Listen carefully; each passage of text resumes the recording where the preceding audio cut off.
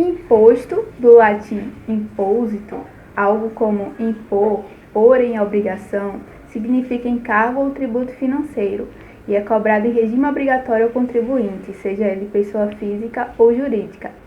Sim, o assunto de hoje é chato, chato para caramba, chato demais. Eu vou falar um pouco sobre o imposto de renda e a sua relação com o Bitcoin. Então, se você quer saber se é realmente possível sonegar Bitcoin, fique ligado até o fim do vídeo.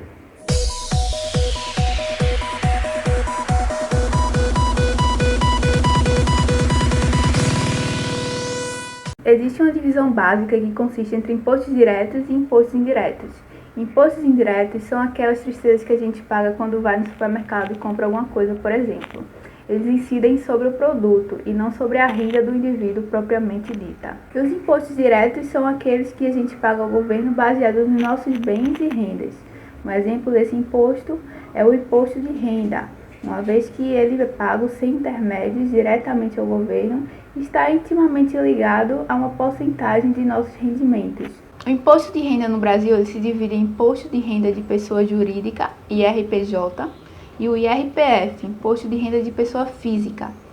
Nesse vídeo vamos tratar do Imposto de Renda de Pessoa Física, por estar mais próximo de nossa realidade. E o Imposto de Renda de Pessoa Jurídica geralmente é a responsabilidade do contador da empresa. Existe uma declaração de imposto de renda que ela deve ser feita anualmente, esse ano até o dia 28 de abril. Neste processo, declaramos, ou seja, contamos ao governo nossos ganhos e movimentações financeiras a respeito do ano anterior. Estão isentos dessa declaração aqueles que tiveram rendimentos anuais tributáveis, salário, por exemplo, de até certo valor. Esse ano é de R$ 28.559,70. Estão isentos também aqueles que tiveram seus rendimentos tributados na fonte ou que simplesmente são isentos de tributação. Consulte o manual para maiores detalhes. Então, durante a declaração, é preciso ter muita atenção, porque existem alguns fatores que podem te complicar e outros que podem te auxiliar a pagar menos impostos, como, por exemplo, a existência de dependentes, gastos com saúde, educação e etc. Quanto ao Bitcoin no Brasil, ele não é considerado moeda, e sim ativo financeiro. E a Receita Federal do Brasil ela julga que ele deve ser declarado caso você possua mais de R$ 1.000 em bitcoins. Existe um tópico no processo declaratório chamado bens e direitos, e é ali que seu saldo em bitcoin deve ser informado. Para isso, selecione o tópico outros bens e direitos e informe quanto você tem de bitcoins em reais, utilizando a cotação de alguma exchange brasileira.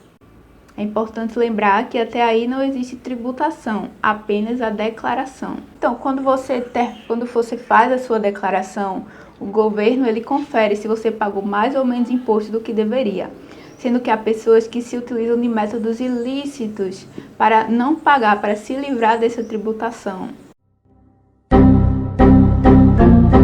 Essa prática, se descoberta, ela pode resultar na temida malha fina, que nada mais é que um processo que busca inconsistências na declaração do imposto de renda, muitas vezes levando até a uma impossibilidade de restituição do imposto de renda. E em alguns casos mais graves, você pode ter problemas com a conta bancária, com financiamentos e até o pagamento de multas.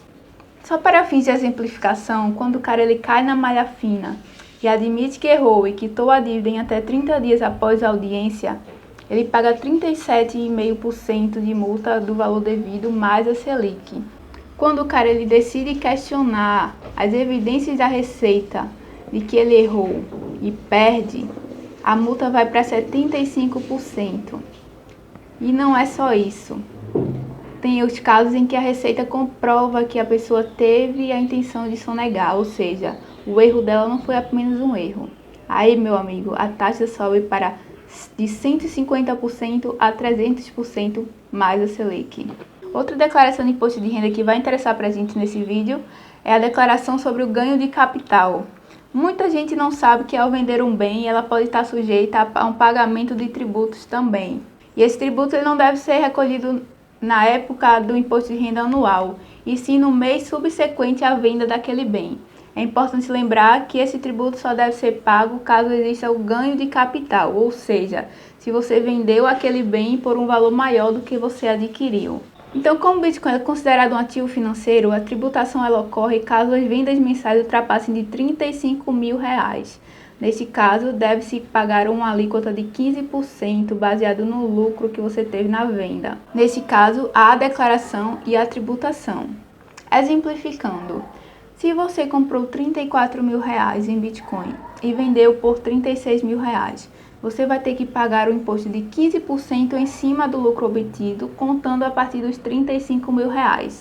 Ou seja, você vai pagar o imposto de 15% em cima de R$1.000 apenas. Se você não entendeu nada, fique calmo que piora. Outro exemplo. Se você comprou R$1.000 em Bitcoin, comprou e vendeu esse Bitcoin 1 milhão de vezes, e no final você teve R$40 mil. Você vai ter que pagar 15% de imposto de renda em cima de 40 mil menos 35 mil reais. Ou seja, você vai ter que pagar 15% de imposto em cima de 5 mil reais. Eu espero que tenha dado para entender. Um detalhe importante é que somente os ganhos de até 5 milhões de reais eles são tributados em 15%. A taxa ela sobe para 17,5% para os ganhos entre 5 milhões e 10 milhões, 20% para os ganhos entre 10 milhões e 30 milhões e 22,5% para os ganhos acima de 30 milhões. Você pode pagar esse imposto com atraso, mas aí vai ter que arcar com as multas e com os juros. A multa é de 0,33% ao dia, limitada a 20% do total do imposto devido, e os juros eles são calculados com base na Selic mensalmente. Para declarar esse tipo de imposto, você precisa baixar no site da Receita o Programa de Apuração de Ganhos de Capitais, o GCAP. Esse imposto ele também deve ser declarado na Declaração de Imposto de Renda Anual. Mas vamos ver o que interessa. É possível ou é impossível sonegar imposto com Bitcoin? Nada é impossível, amiguinhos.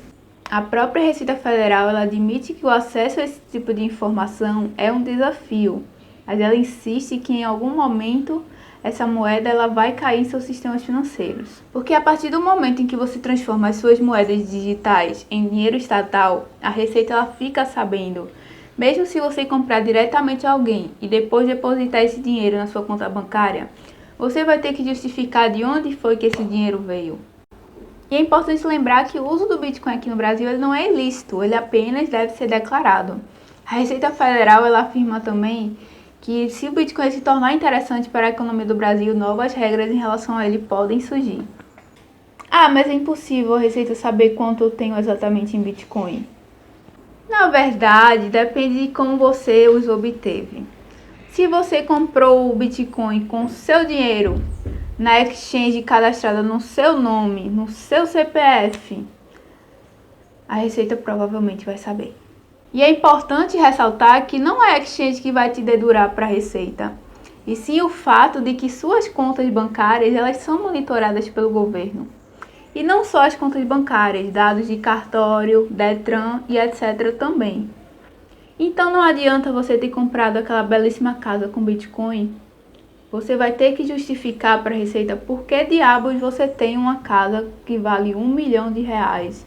Agora, se você ganhou Bitcoins, se você recebe o seu salário com Bitcoin, se você recebeu algum pagamento com Bitcoin e mantém esses Bitcoins numa carteira onde não foram fornecidos os seus dados e você nunca trocou esses Bitcoins por reais, aí sim, é extremamente difícil que a Receita saiba quanto você tem. Mas independente disso, é necessário declarar tudo. Se algum fiscal da Receita estiver vendo o meu vídeo, eu quero que fique claro que eu não estou fazendo apologia à sonegação. Eu não sou o Daniel Fraga e eu tenho medo da polícia na minha porta sim. Porque o governo ele pode ser muito inútil e ineficiente para muita coisa. Mas na hora de exigir que o brasileiro preste contas, ele não erra e não permite deslizes.